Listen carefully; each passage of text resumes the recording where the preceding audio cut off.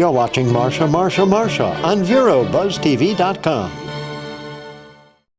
Well, hello everyone, and welcome to, yes indeed, Marcia. I love that name. Do you know the Brady Bunch? Yes, I am old enough to know the Brady Do you know Bunch. everyone I talk to and they say, oh my gosh, that's my era. And I think, oh, how wonderful. Well, I have to tell you, ladies and gentlemen, we have just had this conversation because Dr. Mark Rendell is going to be, as he said, the future, he is now, the future superintendent of our Indian River school system. And it is so wonderful to have you here. Thank you very much for Good to inviting see me. you, Doctor. Do you know one of the things that I thought too as we were sitting here just before we opened the show, when you mentioned to me that you really have a background in education, obviously, Right. but Brevard County was part of that as Right. well. Yes, ma'am. And let's go back even a little bit further. You're a military guy. Your dad was. Dad was in the military, and then I was in the Army Reserves as well. All right, Yep. good for you. Well, thank you for what you've done. Yes, ma'am. And of course, you traveled around. So when I say, where was your hometown, tell me what you said. I don't really have a hometown. My dad was in the Navy, 22 years in the Navy, so we lived all over the world in different parts of the United States. Do you know, this is wonderful. But I have to say, Brevard County, you really hit a lot of those schools and the educational systems up in Brevard County. And so then I said we were probably related because I was, of course, born in Melbourne. But you were at Melbourne High School, you were at Satellite High School. You have this background as a superintendent, certainly as a dean of students and the educational world. What do you feel, Dr. Rendell, are we lacking? And I seem to say this to all of my guests these days. What are we lacking in the world of education? Well, I think right now, public education in particular is facing a bit of an identity crisis. Mm-hmm. A lot of us hear that things aren't going well in our public schools, but actually nothing could be further from the truth. Our kids are graduating with more skills and more knowledge than they ever have before. We're asking them to do more things than we ever have before, and they're responding. I think that accountability is great. We need to measure our performance. We need to make sure that we're doing what we're expected to do. But some of the accountability measures we've been held to in the recent past have proven not to be reliable. They're not good predictors of whether we're turning out good citizens or not. They're predictors of whether we're turning out good test takers or not. But our goal is to turn out good citizens. Children that are capable of entering the workforce or college and to be successful. Communication skills. That's the thing. We are, our job is to prepare them for the future, to put them in a position to be successful. And I think we're doing that better today than we have ever, before. A lot of times there's talk about, well, back in the day or in the golden age or whatever. Most of these statistics show that we're doing a better job than we were 50 years ago and so on. But we're being held to different standards. This is so vitally important, and I hope every single one of our viewers is listening to every single word that Dr. Mark Rendell is saying, because I think we need that positive attitude as well. And when we look around and we see these children, I told you about my precious granddaughter who's graduating from UCF, and she was going to be a teacher, a math and science teacher, and oh, my goodness, for the middle school. I said, those are the most difficult children to even be around, but she loves it. And you said she's in Brevard right now. She's in Brevard. But we need to hire her down here. Oh, so we need to make sure that we get her down here. Because she'll be interning, and she was you were at Satellite Beach as well. Yes, ma'am. Yeah. So, oh good, we'll get Paigey Littlejohn right down here at the Indian River County School System.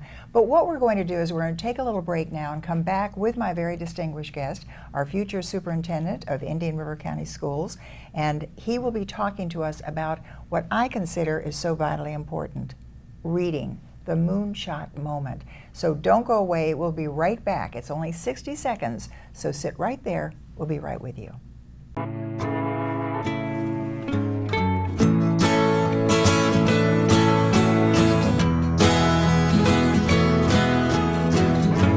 Wake the sun, tell him that I've begun to dream of things to come. Tell the trees not to look for me. I'm going to find some peace of mind. Wake the sun, wake the sun, wake the sun, wake the sun.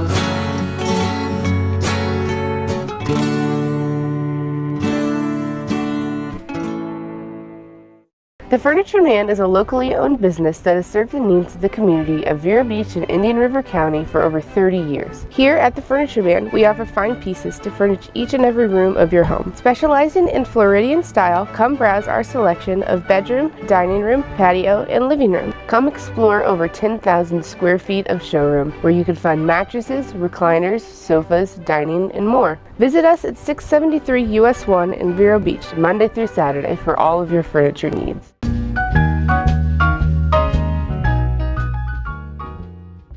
And welcome back. I'm so happy you waited. You're going to be just as delighted because Dr. Mark Rendell, who of course is our future superintendent of our Indian River County School District, I love going back in time and learning so much about you, Dr. Rendell, but as a dean of students, as an educator, and now a superintendent to be, following the footsteps of our own Fran Adams. Right. And she was, if I'm not mistaken, the moonshot moment lady who brought it all into. Absolutely. The moonshot moment is her idea, it's her initiative, and it's an ambitious goal, but it's worthy. It's something that we should be committed to pursuing and fulfilling. Literacy is the key to all learning. And the idea that we would have all of our students reading at grade level by grade 3 is really, really, really important. It's the key. Oh my gosh, yes. At grade 3 is where the shift goes from reading to learn from learning to read to reading to learn. In the primary years, they're reading just to learn how to read, fluency and that kind of thing. But once they hit 3rd grade, we're starting to ask them to read informational text. So now what they read is something they need to comprehend. A simple way to look at it is before grade 3, we're reading mostly picture books. Once we hit grade 3 and beyond, we're reading chapter books. So we're starting to read for information.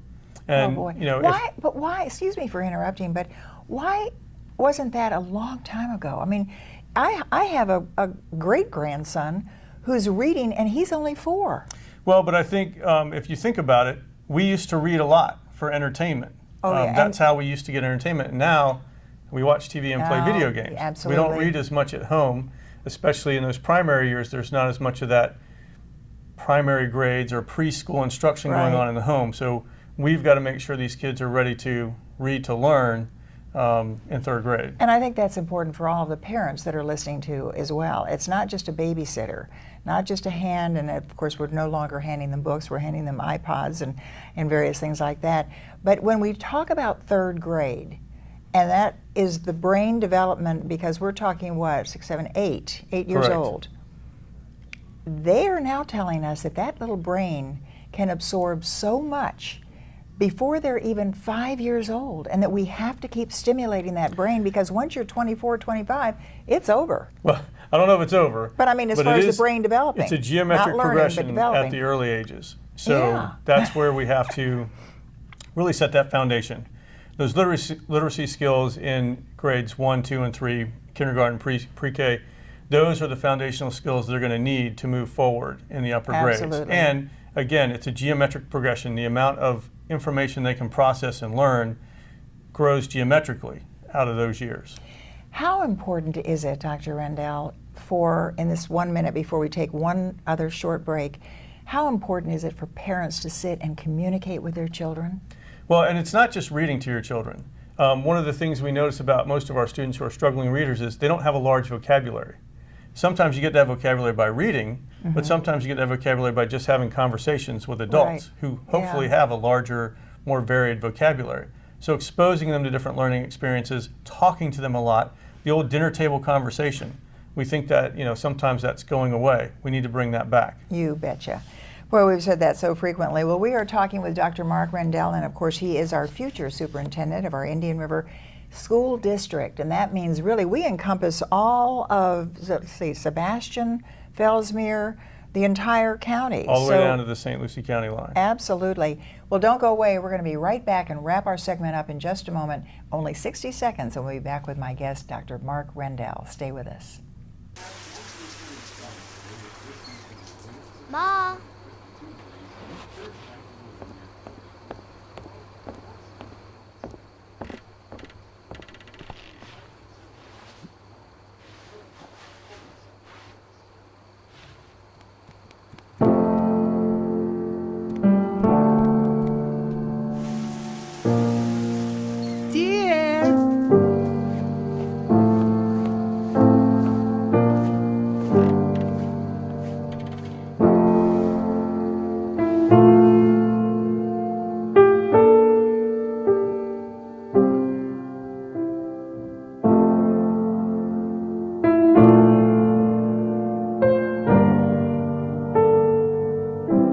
In your new role, we help you help. Visit aarp.org/caregiving for information on how to provide even better care for the person who once took care of you.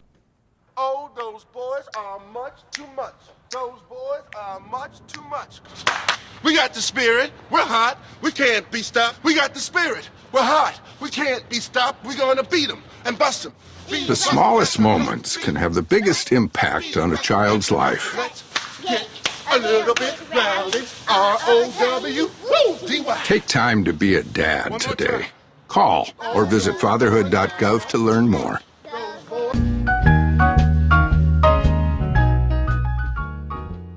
Welcome back to our final segment here with Dr. Mark Rendell, and he, of course, if you're just tuning in, is our future superintendent of the Indian River County School District. And boy, oh boy, you are really coming into an area that everybody, I think, is excited about it, because we know that we've seen you, we've heard you at some of the school board meetings too when they introduced you, and I know that you have some big shoes to fill. Absolutely. But if we talk about the profile of an educated individual, what would it be? Well, see, that's the thing. What we want to do is make sure that we're turning out graduates that are ready to be contributors to society. A while back, educators, public education started asking business, what do you want our kids to know and be able to do when they graduate? So sort of a learner profile or a graduate profile. When our kids walk across that stage at the end of the 12th grade year, when we're done with them in public school, what do we want them to know and be able to do? So business has said that there's a leadership, a graduate profile. You know, they want them to be problem solvers. They want them to be creative thinkers. They want them to be able to work in a team, to be able to communicate, all that kind of thing. So what we want to do is start to develop what do we think in Indian River County, what do we think our students should know and be able to do when they graduate from high school. So one of the initiatives we're going to start sometime in the fall is to develop that profile. What do we, and how do we know? How can we measure whether these kids have those skills, characteristics, qualities? You know, the communication skills, the creative thinking, and the ability to work in a team and that kind of thing. How do we know they have those skills? And what about, very briefly, what about that preparing them for a university, for a college, for future? Because we talk about some of these kids that say, you know, I really don't want to go to college, I really want to get back into the workforce. What do you think? Well, we have some great programs already in place in Indian River County. Both of our comprehensive high schools have a variety of different pathways for their students. Terrific. There's certainly college prep. You have the Cambridge program at Sebastian River High School, and you have a full slate of AP courses at Vero Beach. They both have access to dual enrollment. So for the kids that are going to go to a four-year university, we do a great job with them. For the kids that are going to go into the workforce, we have a lot of what are now called career and technical education programs. We used to call them VOTEC or vocational. Now we call them career and technical education. But we have a lot of those programs, and some of them are high tech. It's not, you know, just the old shop class. We have a lot of high tech computer programming and stuff like that at each of those schools. Although that old shop class was pretty good when you looked at some of the cabinetry that they would learn at Melbourne High School. Right, and we still have to build houses. We still have to build, you know, cabinets and things like that. All right, I'm going to bring up one little subject that perhaps you were hoping we wouldn't, but you didn't mention charter high schools. Right. How are we doing? The charter high school is a great school. It's fantastic. It offers a different type of program. Great for the students who need that type of program. What type of program? Well, it's more of an individual learner. You go in and you kind of set your schedule, and you take a variety of classes and that kind of thing. The schedule there is a little more free-flowing. It's not set when the bell rings, you go here kind of thing like we do in the traditional high schools. So that works really well for kids who have some different aspirations. Maybe they're involved in fine arts or something like that, and that takes them away from the school different times of the year or different times of the month or the week or whatever. So this flexible schedule works really well for them. Really, it's for independent learners that don't need the structure of a comprehensive high school, and they're doing a fantastic job. Well, it's good to hear you say that, because I think we all are in this together. We want our kids to be top-notch getting out of all of our schools here in Indian River County, and I think we have a foot in the door right now to do it once again with our Dr. Mark Rendell, who of course is the future superintendent of our Indian River County school system. Wonderful to have you on here. We need to get you here frequently. Holly's standing right over there. She's going to get you as a regular. I'll come back anytime. All right, thanks for being with us. And we will be right back with another segment with another guest. Stay with us. The Furniture Man is a locally owned business that has served the needs of the community of Vero Beach and Indian River County for over 30 years. Here at the Furniture Man, we offer fine pieces to furnish each and every room of your home. Specializing in Floridian style, come browse our selection of bedroom, dining room, patio, and living room. Come explore over 10,000 square feet of showroom where you can find mattresses, recliners, sofas, dining, and more. Visit us at 673 US 1 in Vero Beach, Monday through Saturday for all of your furniture needs.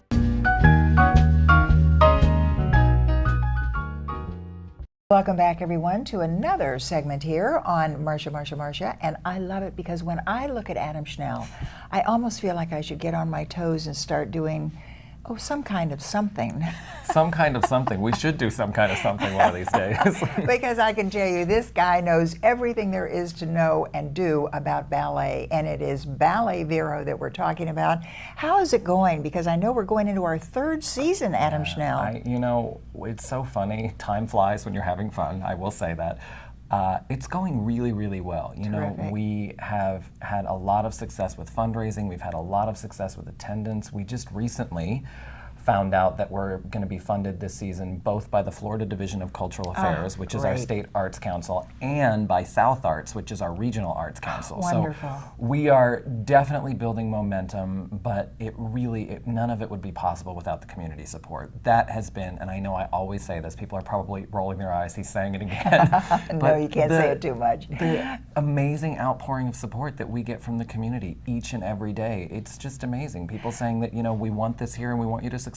Of course, because really what you have done, and because you are a dancer yourself, you have choreographed. You don't have a lot of time now to do that. Don't. But you, and we remember you with Riverside Theater constantly, and then of course all those wonderful performances. But I loved it when you said to me one time, the difference between Ballet Vero and all the other wonderful performances, we are dealing with professionals. Right. And when we talk about professionals, you then expounded on what that background is. Right. Tell me about that group that you literally, you go out to Nebraska, is it? Nebraska. And they come back here. They only come back here in the summertime or wintertime. In the winter, they love it. They love it. Yeah. I hate going there in the winter, but they love coming here. I know, but it's just wonderful. So what is that correlation? Well, we have a strategic partnership with Ballet Nebraska, and that was simply a business decision. I knew that as we were starting out, I didn't want to try and support 10 or 20 or 30 dancers on salary for the entire season. And I actually know the directors up there. I used to dance for a company in Omaha. And it's a great, young, energetic company, and they have, for all intents and purposes, become Ballet Vero Beach. Our fans and our subscribers have said to me, is so-and-so dancing in this? I know you're doing this ballet coming up. So-and-so would be perfect. So it gives us the feel, absolutely, of having resident professional dancers here. And that's, I think sometimes people think of when we say, we're the professional company, I think people think that that has some sort of attitude. And you and I have talked about this a lot. Yeah, that we have. Part of the reason that we wanted a professional company in Vero Beach is because we have so many great dance schools and so many students that are aspiring to something, whether it's a professional dance career, whether it's Broadway, whether it's work in the costume shop. And we were missing that component of people who have put in that time and who have gotten to that point where they are making a living at it. And so really, I like to spin that sort of preconceived notion of us being all and say what we're trying to give is we're trying to give the community something to aspire to. Well, not only the community, but as you say, these kids that are taking ballet and loving loving performing, and then they can literally, it's a hands-on situation. We're going to take a little break, and then what we're going to do, because this is your third season. This is our third season. How many productions do you have in a season? We have 3 main stage productions, and we're working on a few special projects too. Oh boy. Well, we are going to come back in just about 60 seconds with my guest, Adam Schnell, who is the founder and, producer, artistic bottle washer, director, everything. Bottle washer. Okay. I like that one. Window washer, floor cleaner, everything with Ballet Vero. Tell you all about what's coming up because you don't want to miss it. We'll be right back. 60 seconds. Okay, Simon, what do people wear? Clothes. That's right. So it's important to learn how to dress yourself. Here's how it's done. Shirt, underwear, pants, socks, shoes. Underwear, always first, name tag on the back. Then pants and shirt. Go ahead and put this on. Now with the shirt, you want to make sure the first button's right or you have to start all over again, okay? Socks left on left, right on right. Tying the shoes, we're going to take the laces, we're going to cross them over, we're going to turn around where the bunny goes down in the hole, pull it tight, and bunny ears. Got it? Most parenting is hard to do in just 2 minutes. But 2 minutes twice a day making sure they brush is easier, and it could help save them from a lifetime of tooth pain.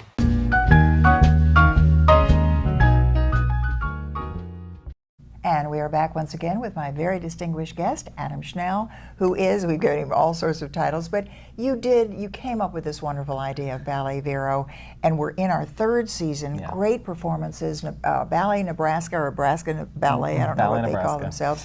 But now we're getting ready for this third season. Right. What will we see? Well, part of our mission is what we don't necessarily, I'll put it this way, what's not in our wheelhouse, we like to still show to the people of Vero Beach. So last year, to start off our season— What's a wheelhouse? A wheelhouse is our area of expertise. Okay. Okay. So last season, we started out the season by presenting a company, Los Angeles Contemporary Dance Company. And this year, we're going to do that again. We're bringing in Chicago Repertory Ballet, which they are again, I'm talking about hot, new, and young. All of the things that I have stopped being a while ago. But they are a great new company out of Chicago. They're getting a ton of press, and they're going to be here for the Riverside Dance Festival in August, and they will be doing 2 shows at Riverside Theater under the auspices of Ballet Vero Beach. And we're so excited about that must because be fun. It is, because I get to be a little hands-off. I get to say, oh, there's another artistic director here. I just get to enjoy myself for a few weeks. Absolutely. All right, now we have a lot of people that are watching. They're saying, okay, what is this young, hot, and this versus what we see as Swan Lake and absolutely. It's funny. There's a lot of debate over what to call genres of dance nowadays within the dance world, because we had ballet and then we had modern, which was Martha Graham, Isadora Duncan, all of those people taking off their shoes and taking their hair down and saying, oh, I can't do that turnout and tutu and hair in a bun type stuff. Well, what has happened recently is that you can go to see a dance performance, and I say dance performance because it might be at a ballet company. Oh, sure. You can go to New York City Ballet and see them dancing barefoot and see them rolling around on the floor. So when I say Chicago Repertory Ballet and I say hot and new and contemporary, and young, it's because of oftentimes it's because of the mix of styles. I consider myself a ballet guy. I really try and stay in that ballet vein. That's where I'm comfortable. A lot of the choreographers today will take a ballet step and then roll on the floor out of it, which is something that I can't do, first of all. I couldn't think of it, I can't do it, but that's where the whole Chicago Repertory Ballet component comes in August. It gives us a more contemporary flair than some of the rest of our season, and it allows us to really expose audiences who are, like me, classical, to something different and still of the same high quality.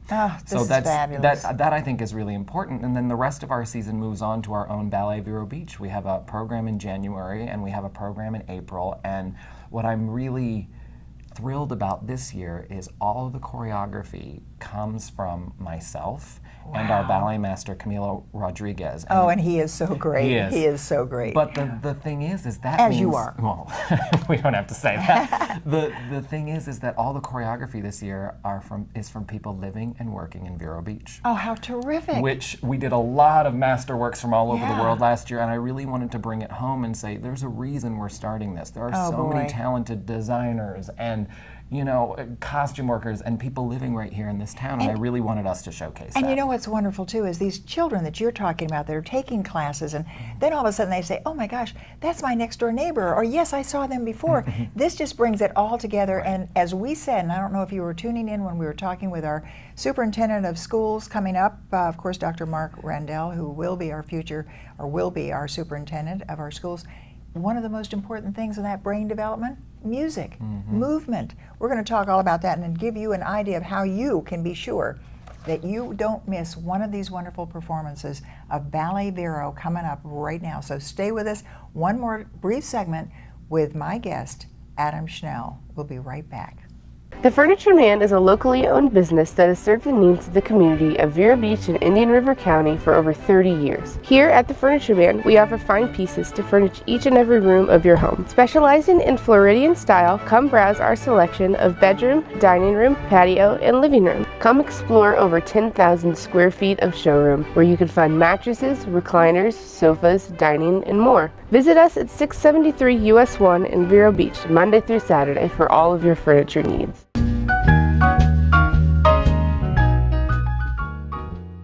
We are wrapping not only this segment, but we're wrapping up our show, and we are doing it with Adam Schnell once again, and it's so much fun to have you here and talking about Ballet, Vero. But in this last couple of minutes here on the show, Adam, I know our listeners are saying, and our viewers, how in the world do we get tickets? Where do we go? When is it going to happen? Is there a website? There is, balletverobeach.org, very simple. And one of the things that's great about this season is we're introducing subscription sales. Oh, great. You know, Vero Beach is one of the only places where the subscription sale is not dying out. In fact, it is thriving. I read all of these arts publications saying, stop with subscriptions, nobody wants it. Well, we're introducing it, and we've had a lot of success, as have the other arts organizations in town. And we're making it super flexible. You can commit now to a 2-show package or a 3-show package, and up until 48 hours before your scheduled ticket time, you can change shows, you can change seats, you can add free companion tickets. So we're making that really... But please do, because there's nothing worse than to see an empty seat there when they, let them know. Right, but so we're doing subscription sales, and that's on balletverobeach.org, our website. They can also give us a call. 99% sure you'll get me on the phone, 772-9... The bottle washer, you know. Chief cook and bottle washer, as Marcia likes to say. 772-905-2651. And that's listed how? That's listed on balletverobeach.org. Ballet Vero, okay. And no, all the tickets are available for subscriptions now. We're starting single tickets July 1st. We have great friends in the press who always tend to publicize us right before our events. We love it. You know, and just check us out. Ask any questions you want. We're really here to make sure that... Where are the performances? We have August is at Riverside Theater. January and April are going to be at the Performing Arts Center at the high school, which is a great space for dance. It really lets you get away from it and see all the patterns.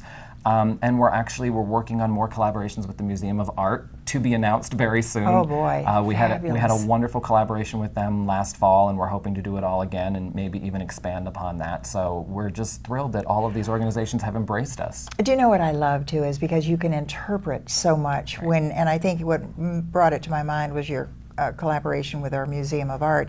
And when you can take a painting and then do a dance movement, and you have promised me next season, or maybe when they come into town, you're going to bring me a little ballerina. A little ballerina to show me the difference between on point. What's that mean? That means when they're standing on the tips of their toes. And they can really do that. Oh yeah. How much? He's going to bring a shoe too. About.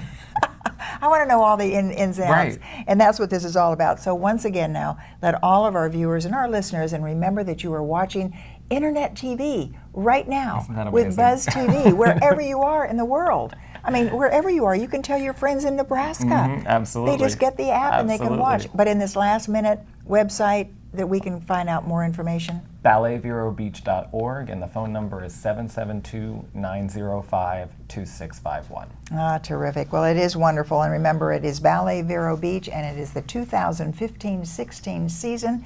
It's really your third season. It's really our third season. I can't believe it. With something wonderful and fabulous. Do you ever have young children on stage? You know, we are getting to the point where we are talking about repertory in the future where we would need to have some kids involved. And that, to me, is sort of the ultimate, like not just having the kids staring at it in the audience, but right up there with the professionals playing the children's roles. So. Oh, see, there's just a little bit of everything. It'll happen. Ballet Vero, Adam Schnell, thanks so very much for being with us. Thank you so much, Marcia. I appreciate it. And thanks to all of you for staying with us and watching Marcia. We'll see you next time.